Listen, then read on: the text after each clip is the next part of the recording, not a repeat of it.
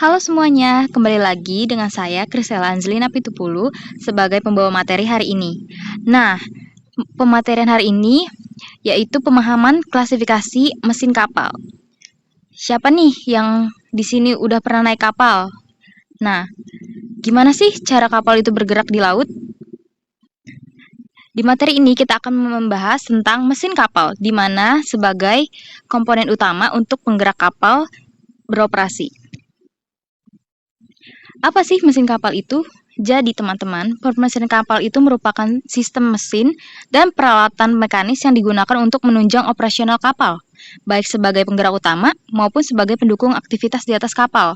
Tapi apa sih fungsi dari mesin kapal tersebut? Nah, secara umum, fungsi umum permesinan kapal meliputi penyediaan tenaga untuk menggerakkan kapal melalui sistem propulsi, penyediaan energi listrik melalui generator, serta mendukung berbagai sistem bantu seperti pompa, kompresor, dan sistem pelumasan. Selain itu, permesinan kapal juga berperan dalam sistem keselamatan dan pengendalian kapal, sehingga seluruh komponen harus bekerja secara terintegrasi dan efisien. Tanpa sistem permesinan yang baik, operasional kapal tidak dapat berjalan dengan optimal. Jadi, mesin kapal harus berfungsi dengan baik ya teman-teman, supaya kapal tidak tenggelam di tengah laut atau saat berjalan. Nah, selanjutnya, klasifikasi mesin kapal berdasarkan fungsinya.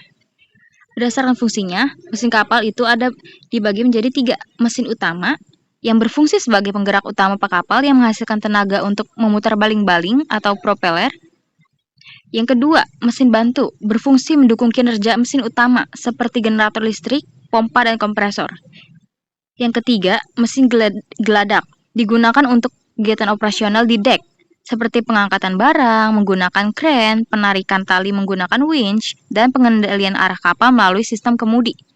Nah, jadi dalam kapal ini nggak mungkin cuma satu ya teman-teman mesinnya, karena kapal kan itu besar ya. Jadi memerlukan beberapa mesin untuk membantu operasionalnya.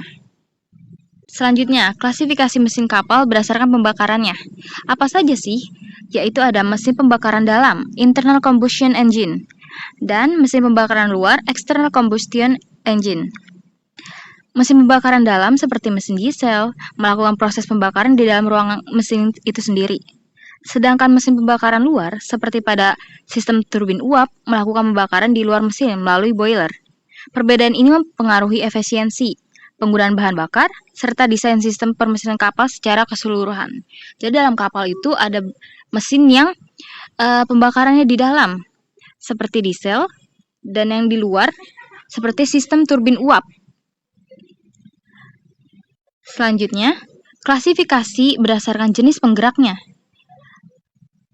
Berdasarkan penggeraknya, mesin kapal itu ada diesel, yang merupakan jenis yang paling umum digunakan karena memiliki efisiensi tinggi dan daya tahan yang baik. Selain itu, terdapat turbin uap yang memanfaatkan uap sebagai tenaga penggerak, serta turbin gas yang biasanya digunakan pada kapal dengan kebutuhan kecepatan tinggi, seperti kapal militer.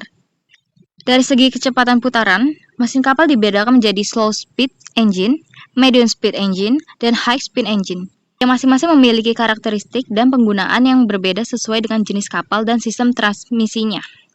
Jadi di sini ada beberapa jenis penggeraknya ya teman-teman, di mana penggeraknya itu terbagi menjadi 3, slow speed engine, medium speed engine, dan high speed engine.